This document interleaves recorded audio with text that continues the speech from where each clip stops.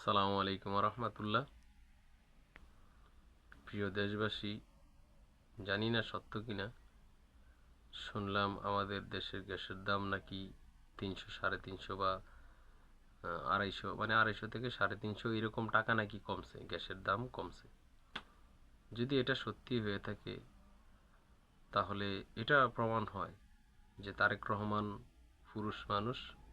সে আগের যে মহিলারা ক্ষমতায় ছিল, সেটা খালেদা জিয়া হোক, শেখ হাসিনা হোক, তাদের তুলনায় সে অনেক বেশি সক্ষম।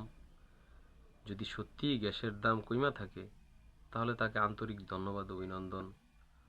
সে এই যে ভালো কাজটা করলো, অসহায় মানুষদের উপকার করলো, সাধারণ মানুষের ভোগান্তি কিছুটা হলেও কমিয়ে দিল, সে যে অসহায় সাধারণ জনগণের হিতাকাঙ্ক্ষী হইল, এই জন্য আল্লাহ তাআলা যেন তাকে যাজায় খায়ের দান করেন। আর ভবিষ্যতে বাংলাদেশে আরও যেসব প্রকল্প আছে, যেগুলোর সাথে অসহায় জনসাধারণ জড়িত, যেগুলো অসহায় জনসাধারণের নিত্য নৈতিক প্রয়োজনীয় জিনিস, এ সকল জিনিসের দাম যেন সরকার তারেক রহমান কমিয়ে দিতে পারে।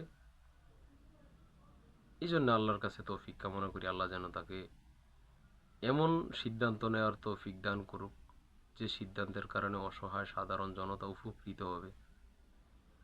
যেমন নিত্য প্রয়োজনীয় যে সকল আসবাব, যেমন মুদি মহিনারি দোকানের যে সকল মালগুলা, এগুলার যারা সিন্ডিকেট আছে, অবৈধ অসাধু ব্যবসায়ী যারা আছে, তাদের লাগাম টেনে ধরতে পারে তারেক জিয়া সহ তার ক্যাবিনেটে যে সকল মন্ত্রীবর্গ আছে।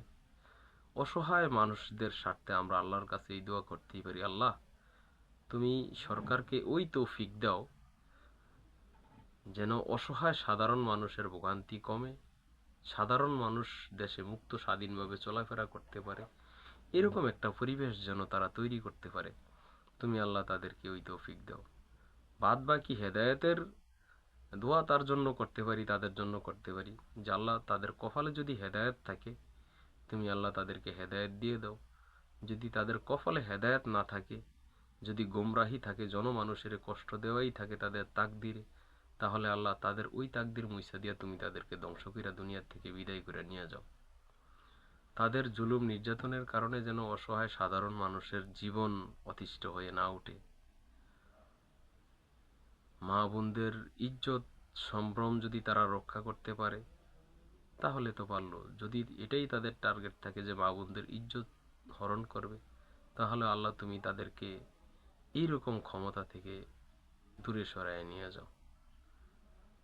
যেভাবে রাষ্ট্র চালালে মা বোনরা ইজ্জতের সাথে বসবাস করতে পারবে, সম্মানের সাথে থাকবে, এবং অসহায় জনসাধারণ মানুষরা হাসি মুখে বসবাস করতে পারবে, সেই তৌফিক তুমি এই সরকারে দিয়ে দিও। আমি